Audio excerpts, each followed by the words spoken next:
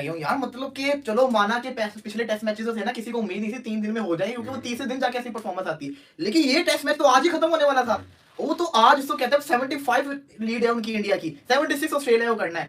कितना मुश्किल कर देगा, कितनी फाइट कर लेगा यार, इतना नहीं हो सकता, ये ऑस्ट्रेलिया ने जीत जाना मैच है। लेकिन मैं आप देखें उस्मान ख्वाजा के अलावा ऑस्ट्रेलिया में भी कोई नहीं चला। लेकिन मैं वही बात कर रहा हूँ दुल्ला भाई, लाइन तो उनकी लग गई, लेकिन फिर भी उन्होंने जो लीड डाली थी ना, वो इंडिया को इस कहते हैं परेशान करके रख दिया। और अब हालात कुछ ऐसे हैं कि सिर्फ और सिर्फ ऑस्ट्रेलिया को 76 रन चाहिए मैच जीतने के लिए। इससे इसको कहते हैं बढ़ के क्या हो सकता है ऑस्ट्रेलिया के लिए कि इंडिया के अंदर आके तीसरे दिन के पहले सेशन के अंदर मैच जीत जाए। इससे बढ़ के क्या हो सकता है? लेकिन होने को कुछ भी हो सकता है। मैं अभी यही सोच रहा हूँ कि अगर उस्मान ख्वाजा ना करता था स्कोर, तो फिर ये इतनी लीड कहाँ होनी थी। तो अगर फिर ये सारे ना चले जल्दी आउट हो गए।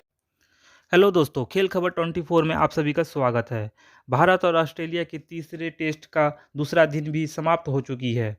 दूसरे दिन की बल्लेबाजी भी भारत के लिए फेल साबित हो चुकी है, क्योंकि किसी ने भी कोई रन ही नहीं बनाए। सिर्फ पुजारा ने 59 रन बनाए।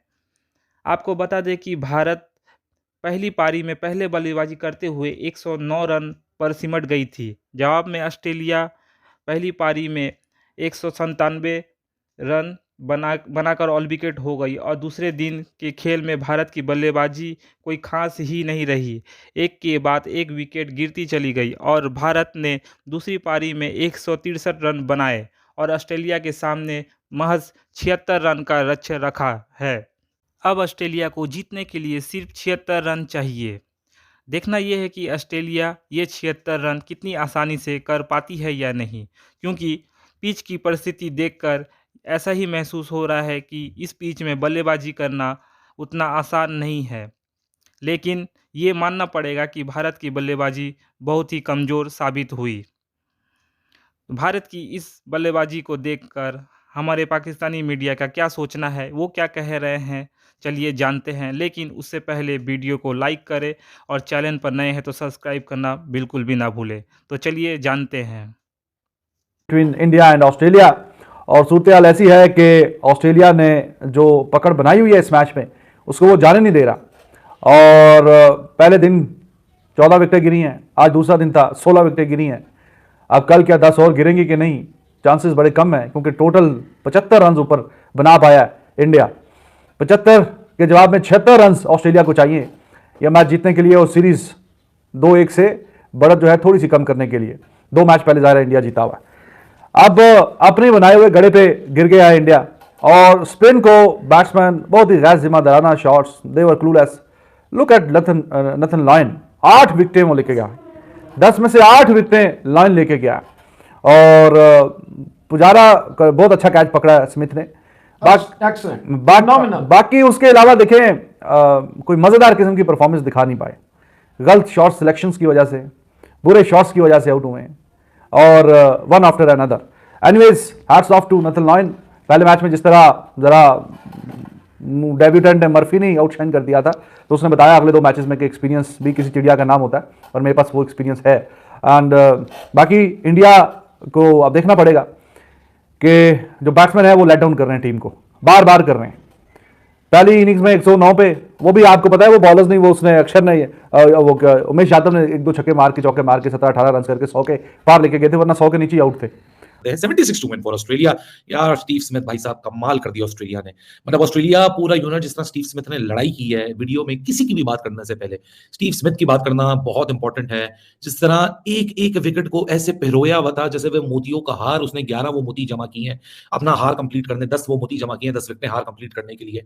मतलब ब्रिलियंट यार। एक तो लीडिंग फ्रॉम द फ्रंट, जिस तरह उसने पुजारा का कैच पकड़ा, फिर श्रेयस अय्यर के लिए वो किस तरह वो बॉलिंग चेंज करके लेकर आया अपने पेसर को। उसने बोला कि भाई साहब ये स्पिनर को मार रहा है, ये गेम हमारे हाथ से ले जाएगा, क्योंकि लंच के आने के बाद 4 ओवर में इंडिया ने 36 रन मार दिए। उसने फौरन भापा ना, वो कैरी डबे हुआ ना, उसने ये सोचा कि बड़ा स्पिन मौजूद है, ये तो पिच टूट रही है, डस्ट बॉल है, मैं उससे श्रेयस अय्यर का विकेट ले लूंगा। लेकिन नहीं, वो अपने सबसे ट्रस्टेड बॉलर मिचेल स्टार्क को लेकर आया और उसने श्रेयस अय्यर को मजबूर किया कि श्रेयस अय्यर का, और खैर उस्मान ख्वाजा का ब्रिलियंट कैच।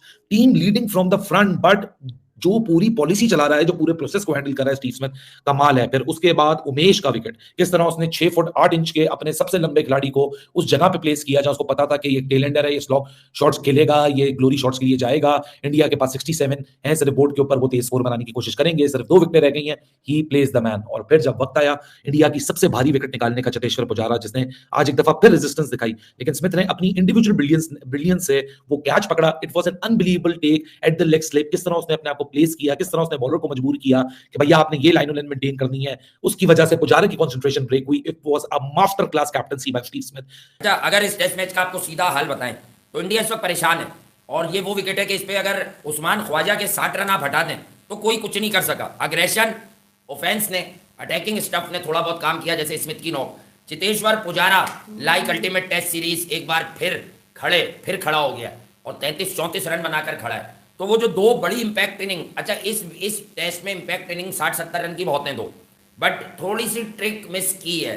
विराट कोहली को रोक कर जो है वो आपको भेजना था जडेजा को, जो आपने विराट के बाद भेजा। उसके रीजंस हैं, क्योंकि लेफ्ट राइट का कॉम्बो था।